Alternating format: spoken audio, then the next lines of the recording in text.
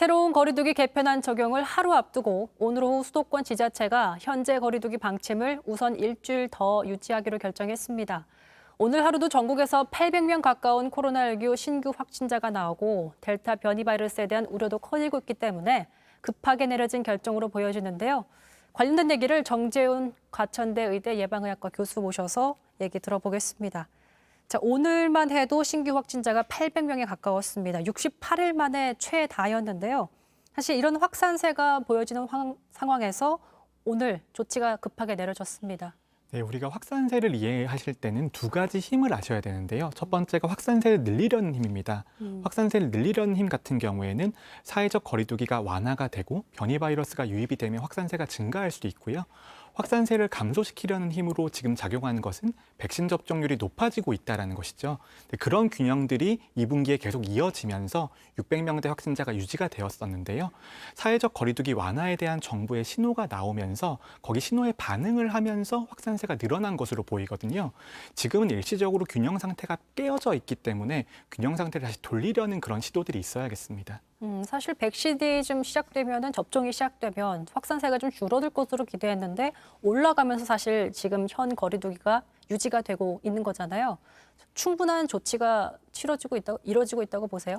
네, 백신 접종이 두 가지 효과가 있는데요. 한 가지 효과는 사망을 막아주는 것이고 두 번째 효과가 유행을 차단하는 것입니다. 하지만 우리가 1분기, 2분기에 시행했던 접종 계획은 대부분 사망을 막기 위한 것이지 확산 방지를 위한 목적이 아니었거든요. 네. 그렇기 때문에 확산을 저지하기엔 아직까지는 접종률이 모자라다고 볼 수 있고요. 그럼에도 불구하고 3분기에 조심스럽게 사회적 거리두기 완화를 시도할 수 있었던 이유는 더 이상 사망자가 발생하지 않기 때문입니다. 사망자가 발생하지 않으면 코로나19는 특별하지 않은 감염병이 되는 것이거든요.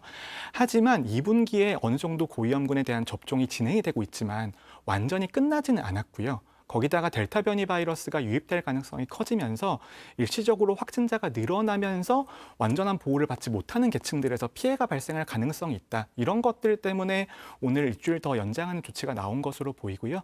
저는 그래도 이제 그런 일방적으로 완화하는 그 시도들이 이루어지는 것들보다 점진적인 완화가 이루어지는 게 훨씬 더 도움이 된다고 봅니다. 점진적인 완화라고 하면 구체적으로 어떻게 좀 계획이 재편되면 더 좋을까요? 네, 7월 1일 기준으로 우리가 5인 이상 집합 금지, 그다음에 10시까지 영업 제한이 있고, 그다음에 해외 유입자에 대한 자가격리 면제, 그다음에 백신 인센티브 이런 여러 가지 제도들이 다 한 번에 완화가 되는 게 계획이 되어 있었거든요. 근데 하나하나 개별적인 조치를 보게 되면 그 개별적인 조치는 방역에 큰 영향을 주지 않을 수도 있습니다. 근데 7월 1일 기준으로 거의 모든 조치들이 완화된다라는 것이 국민들에겐 일종의 신호로 받아들여지는 거거든요. 고위험군에 대한 보호가 끝났으니까 이제 우리는 과거로 돌아갈 수 있어. 이제 이런 신호를 드렸는데 그 신호라는 것이 조금 더 천천히 가야 된다라는 것이 저의 생각이고요. 저는 사회적 거리두기 완화를 이제 하는 방향으로 가는 것이 당연히 맞다고 봅니다. 그런데 그 방향은 맞더라도 속도와 강도에 대한 조절은 있어야 되는데 그런 것들이 너무 한 번에 이루어지다 보니까 다시 단계를 예전으로 돌려야 되는 상황이 발생할 수도 있고요. 그렇게 되면 국민들의 입장에서는 크게 내려갔다가 다시 올라가게 되는 셈이니까 더 견디기 어려우시겠죠. 네, 좀 혼란스럽기도 하고요.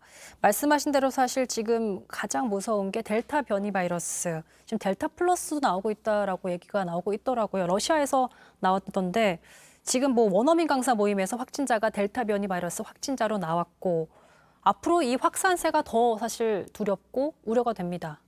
네, 변이 바이러스가 등장하는 것은 너무나 자연스러운 현상입니다. 바이러스 자체는 진화가 생존의 무기이기 때문에 기존의 바이러스보다 전파력이 높지 않으면 결국은 사라지게 되거든요. 새롭게 나오는 바이러스는 항상 기존의 바이러스보다 전파력이 높을 수가 있습니다. 높은 것이 너무나 당연하고요. 근데 문제가 되는 것은 이때까지 우리나라는 그래도 변이 바이러스에 대한 차단을 상당히 잘해왔던 편이었습니다. 맞습니다. 해외 입국자에 대한 유입 차단도 있었고요. 역학조사도 선제적으로 이루어지면서 우리가 영국발 변이라고 하는 알파 변이 바이러스에 대해서는 거의 차단을 했었거든요. 네. 근데 문제는 델타 변이 바이러스가 유입되는 시점과 정부가 사회적 거리두기 완화 신호를 낸 시점이 겹쳤다는 것입니다. 그렇기 때문에 사회적 거리두기가 완화된 상태, 그다음에 국민의 방역에 대한 경각심이 조금 떨어져 있는 상태에서 이런 수도권의 델타 변이 바이러스의 클러스터가 생기면서 급격한 확산으로 이어질 수 있다. 이제 이런 우려가 있는 것이죠. 그래서 사실 정부가 예방접종을 좀 더 서두르고 집단 면역을 뭐 9월까지 하겠다라고 했는데 사실 1차 접종까지 지금 마친 국민은 30%밖에 되지가 않아요. 지금 이 속도 괜찮은 걸까요? 네, 접종 속도는 당연히 빠르면 빠를수록 좋습니다. 하지만 우리가 문제가 첫 번째가 1분기, 2분기에 접종하셨던 고위험군들은 대부분 아스트라제네카 백신을 접종을 하셨거든요. 근데 아스트라제네카 백신 같은 경우에는 1회 접종과 2회 접종 사이의 간격이 3개월이나 됩니다. 네. 근데 우리가 백신으로 완전히 보호받는 시점은 2회 접종을 완료하셔야 되거든요.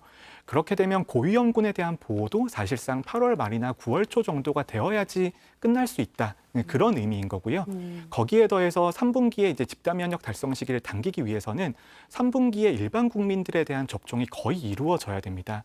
그렇기 위해서는 무엇보다 백신 수급이 중요한 상황인데 아시다시피 백신 수급이라고 하는 것이 한 달 앞의 미래를 내다보기도 어려운 상황이거든요. 그리고 지금 신규 확진자가 젊은 층을 중심으로 나오고 있는데 사실 젊은 층은 백신 접종을 하지 못하고 있는 거의 못하고 있는 상황이라서 더 그런 것 같아요. 근데 지금 사실 3차 접종, 부스터샷 이런 얘기도 유럽이나 미국에서 계속 나오고 있거든요. 우리나라 정부도 고려해보겠다. 이거에 대해서는 좀 어떻게 보세요? 네, 3회차 접종은 과학계에서는 기정사실화되고 있습니다. 특히 이제 변이 바이러스의 유입이라든지 백신의 지속 기간을 길게 하기 위해서는 한 번 더 접종해 주는 것이 반드시 필요한 상황이 되었고요. 근데 문제는 어떤 시기에 어떤 대상자에게 접종을 해줄 것인가인데 일단 우리나라 같은 경우에는 내년쯤에 전 국민을 대상으로 3회차 접종을 한 번 할 필요는 있습니다. 반드시 내년이요? 네, 내년 초 정도는 해야 됩니다. 내년이면 사실 좀 먼 미래 같이 보여가지고 좀 걱정이 되고 우려가 되네요. 알겠습니다. 여기까지 듣겠습니다. 지금까지 정재훈 과천대 의대 예방학교 교수와 얘기 나눠봤습니다. 네, 감사합니다. 고맙습니다.